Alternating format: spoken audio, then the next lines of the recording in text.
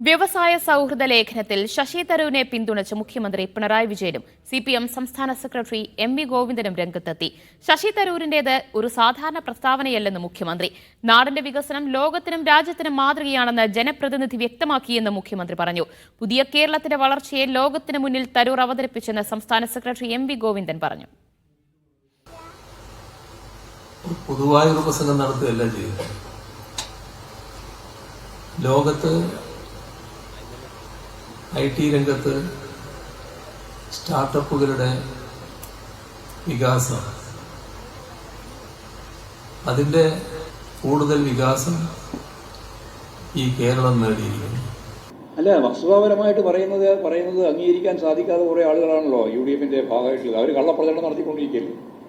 ആ കള്ളപ്രചരണം നടത്തിക്കൊണ്ടിരിക്കുന്നതിന് ഇതുപോലെ കൃത്യമായ ഒരു മറുപടി ഞങ്ങൾ ആര് പറഞ്ഞാലും രാഷ്ട്രീയമായിട്ട് പറയുന്നു എന്നാണ് കാണുന്നത്. അപ്പോൾ അത് വളരെ നല്ല രീതിയിലുള്ള ഒരു വിശകലനമാണ്.